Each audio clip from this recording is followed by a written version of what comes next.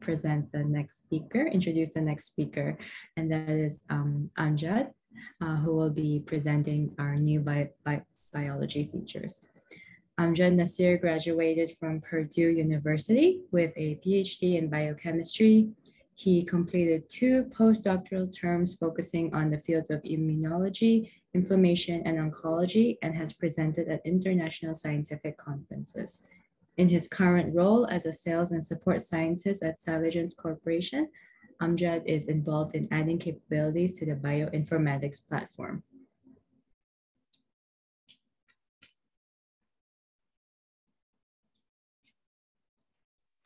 Thank you for that, Joanna. Can you confirm you can see my screen and hear me clearly? Yes, I can see your screen and hear you. Perfect. Thank you for that, and thank you everybody for joining in. This forum. We really appreciate the time you've taken to join us today. My name is Amjad, and today I'll be showcasing a new module that we're working called MolBio that handles biological sequences. The agenda for today's talk is as follows. There's going to be a quick introduction on what the problems are currently when we handle biological sequences and the way we handle biological sequences. After that, I'll do a short showcase or demo on how MolBio looks like in its current format. It is under development, of course. Some of the future features we have planned for you, right, in terms of what kind of workflows we hope to support as we make progress. And then lastly, ending with a short Q&A session, right? So let's begin with that. Traditionally, when it comes to biological sequences, people, molecular biologists and scientists in the lab have made use of paper formats. Right? This is when you take a piece of paper and you draw your plasmid, as you can see on the top over here. And in some cases, people do get a bit more tech savvy and might use PowerPoint files or Word or Excel. But as Alan just mentioned in just the previous talk, even with Excel files, as you can imagine, they really serve at best a repository for the sequences. If you're trying to gain insights into what the sequence is and glean meaningful information, that's really not possible with these traditional formats, right? So and I can certainly say that as a grad student, having worked in academia, I've suffered through both of these things. There's certainly a need as the field of molecular biology evolves to have more modern, automated, intelligent, intuitive methods, right? Essentially visual representations of biological sequences that are able to convey the relationships, right? Be it base pair to base pair, be it a protein sequence to another protein sequence when you do an alignment. Perhaps you're doing a blast search, looking at your favorite gene of interest and looking at the global database, seeing what else matches with it, right? Or the traditional plasmid map representation shown over here at the very bottom. But there has to be, there is the need to have something that is able to handle these sequences and give you the best information out of that, right? And so we've developed MolBio. The need arose when we had conversations with our clients and customers who were looking for an app that is able to do that for them. So we did exactly that. We took their feedback, we looked at use cases, and our development team also has worked with experts when it comes to handling biological sequences to come up with this module. Essentially, it's been made by scientists for scientists, right? So with that, well, let's look at what MolBio looks like currently. If I have 2 words to describe MolBio to you, it's that it's intelligent and it's intuitive. And what I mean by intelligent over here is that the software, the module, is able to intuitively understand what the user is trying to do. Some of the things that it's able to do are highlighted over here, where it's able to work with different biological sequences. So think nucleotides, protein sequences, amino acids, etc. It's intelligent in what captures and displays to the end user again. Automation features that make it very easy to use. So essentially molecular biologists can get started without having to undergo extensive training. So auto-annotations of features, when you enter a sequence, it's able to query databases and identify sequences that are already existing in that sequence. And of course, rich visualization tools so that you can play around and find the favorite settings in which to display your sequences. Right. So with that, I'm going to move into the demo portion of the presentation. These are videos. I'll mention that, again, this app is currently in development. So this is not the final state. And you can see that adding a sequence is really as simple as clicking on a plus sign over there. The user has several options in how they want to define other aspects of the sequence. Is it DNA or RNA? Is it double-stranded or single-stranded, right?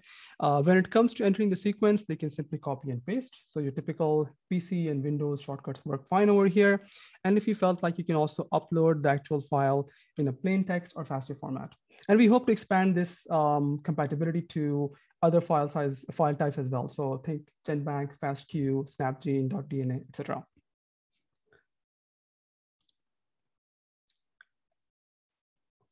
You'll notice that while we type the name for the sequence, there is a checkbox that is selected for detecting common features. And what that's going to do is the moment we click OK, it's going to pull up the sequence and then sift through it, querying databases and then identifying features. So as you just saw, it's instantaneous, right? With the clicking of that OK button, the map is auto-drawn, and you can see the default view for the features, the enzymes, the primers, etc., for the map itself. At this stage, the user also has the option to navigate through different tabs. I'll cover that in just 1 second, add any metadata they might feel is useful. And then once they're done, they can simply click save. And now the plasmid is saved. Well, you've entered a sequence, right? How easy is it to retrieve the sequences that you're entering into the system, right? So for that, you click on the open button. And when you do that, you'll see a list of plasmids on the left-hand side. And as we navigate through them, the maps are drawn, again, instantaneously on the right-hand side. So it's a very fast rendition of what you have in the database. And you can move to the different tabs to get a more granular view of what's happening, right? This animation is a bit fast, so I'm going to slow down and walk you through each of these different tabs. So the sequence tab, for example, shows you the sequence of the biological sequence that you've entered, but it's not just that. Here you have the option to delineate the type of groups, the base pairs that you're saying. Do you want base pairs of 5, 10, 50? It's really up to you as to how you want to change the settings for this display. You're also seeing the primers and the features and the various cut sites directly below the sequence. In the next tab, you have features. So everything that was auto-detected by MolBio is displayed over here. What the feature is, the location of it in terms of base pairs, starting in its size in base pairs, the colors, the directionality, is it 5' to 3' or is it 3' to 5' antisense, the type, and then identity, how similar it is to the sequences that we're pulling from databases such as AdGene, right? In addition to these auto-annotated features, the user also has the ability to create their own custom features, assign it a different color, directionality, and then add it to the database such that anytime you enter a sequence, this custom feature is also parsed and identified in the sequence if it is present. All right, similar to the sequence, we also have the tab for primers. These are typically primers that are used by the global scientific community when it comes to sequencing and for cloning purposes. So again, very similar to the features page, you see the name of the primers, the sequences, where they bind within the sequence that you have deposited, its length, and then directionality. The next tab covers restriction enzymes. This is quite a long list, as you can imagine, because there are several restriction enzymes, oftentimes that are able to cut a particular sequence. They're displayed alphabetically, but again, filters are present.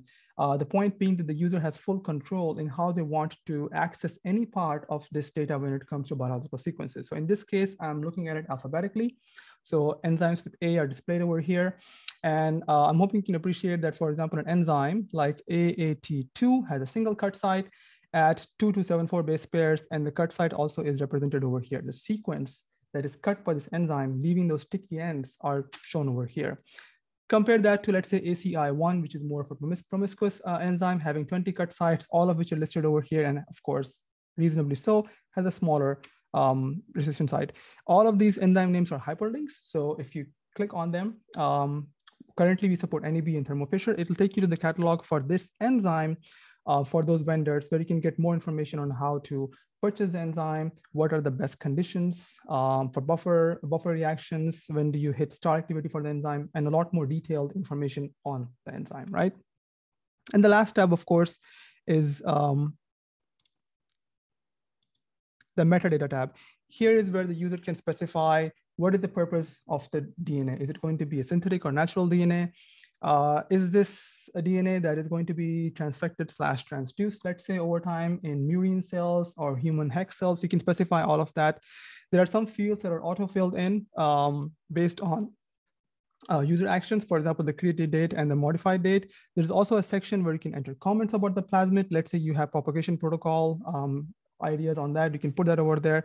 And of course, an attachment section where you can attach anything from a certificate of analysis to, let's say, NGS sequencing results for this particular sequence. All of that can be easily entered over here and is captured robustly by the module. The last section, the last tab over here, which is actually the first tab, what we're covering right now, is the map itself. And I'll cover this in just the next slide, so I won't talk very much about this right now. But at this stage, we have easily entered our sequence. We are able to retrieve it in a database format, all the sequences that we've entered so far. Think of it as a plasmid bank, so to speak. But it doesn't end there. There are several tools that are available to the user in how they want to depict the plasmid, right? So this is the map tab. Before we even go to that, you can see that the scale of the plasmid map can be changed. So depending on your screen size, let's say you're working with a smaller monitor in the lab, you can expand by pulling the slider towards right side and zooming up the map. And if you're working with one of those ultra wide monitors, let's say, you can zoom down and have a lot more information displayed to you. But it doesn't end there. There's also a gear icon over here that we're going to expand next. And you'll see that there are several checkboxes. They all act as toggle switches. And if something's checked, you will see that in the display. And if it's unchecked, as we see right now, those features are no longer displayed on the map. So you can get a bare bones display of the map as we're seeing right now. We're going to go back and then recheck these again. You'll notice that for the ORFs, we have 4 different ORFs showing in the inner circle inside the plasmid. The current ORF length is 200 base pairs. We have control, we have full degree of freedom when it comes to specifying the ORF length also. So let's say if you want to simplify our visualization of this plasmid and increase this to 500 base pairs, what happens is instantaneously all of the other ORFs disappear, leaving the one big ORF to us. Again, the point over here being that this is an intuitive software that is able to intelligently, intuit what you would like to do in terms of representing this biological sequence. Right. On the top, we also have a drop-down menu for enzymes. So going back to decision enzymes, a typical molecular biology workflow involves identifying what type of enzymes I'm going to use to linearize this piece of DNA. That can be selected from the drop-down menu. Right now, we're looking at single cutter. So these are enzymes that cut this plasmid in only one location. But we have the option to use the drop-down menu to select dual cutters and single and dual cutters as well as multi-cutters. But no matter what option I make from the drop-down menu, when I increase the number of cut sites, you can see that the display gets a bit more busier because a lot more enzymes are being displayed. Lastly, I'm going to go back to the map tab to show you that we have other options when it comes to looking at the map. So it's not just a circular display, but you can also display the sequence in a more linear format, if that's more to your liking, 5' to 3'. We're seeing all the different features as well as the enzymes. And what we can appreciate over here, the biointelligence of the module, because once we once we hover the mouse over a particular feature, you can see that information is displayed, the most important or useful information is displayed. This is true for anything. If you hover the mouse over a feature or a primer or an enzyme, accordingly, it'll depict the most useful information to you. So in this case, we're looking at a replication of origin spanning 693 to 1281 base pairs, the total size being 589.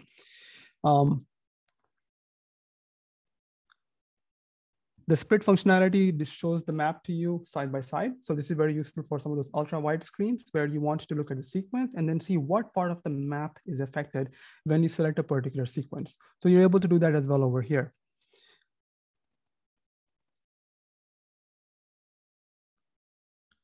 So highlighting or hovering over any of these features or primer sites selects them and displays them on the right-hand side. And going back to what I said earlier, if you hover the mouse over an enzyme, AA22 in this example, you see the cut site, the GACGT See, it also depicts the site where it's going to be cut, so that it's the 2274 base per position, and it's a single cut site. And this is what we mean by making the software intelligent and intuitive.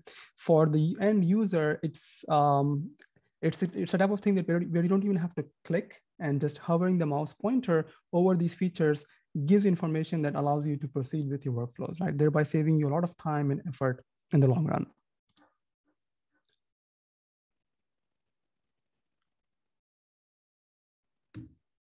Right. The next section is about what type of workflows we hope to support. So for MolBio, we really have ambitious plans, starting off with restriction cloning. This is your typical workflow where a user takes a piece of insert and then inserts it into a vector backbone. But we're not limiting ourselves to that. We are hoping to increase our workflows to accommodate other more complex cloning techniques like Gibson assembly, TA cloning, topo cloning, so on and so forth, right? The ability to give users enable them to add and edit multiple sequences. You can imagine this being very useful when you're working with antibody generation.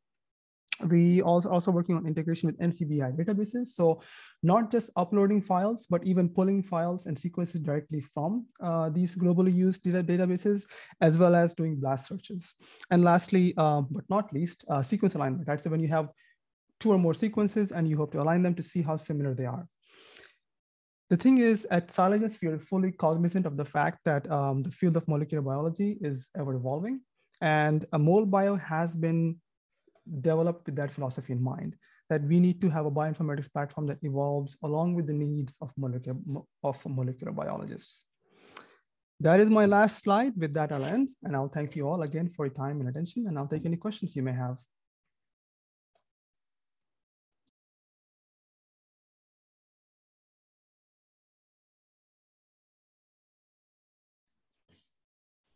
We have about 3 minutes before our next scheduled presentation. I'd like to open it up to the audience if they'd like to ask any questions.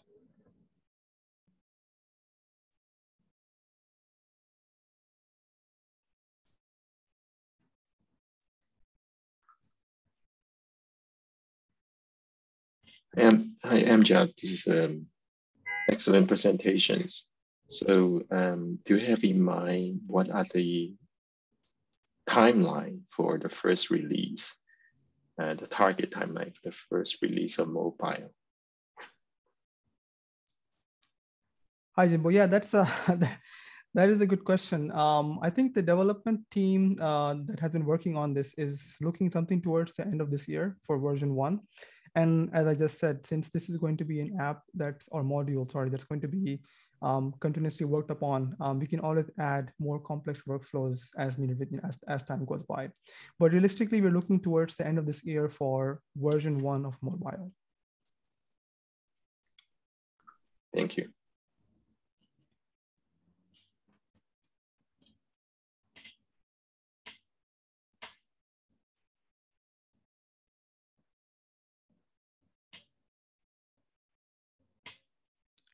Joanna, I'm going to stop sharing my screen.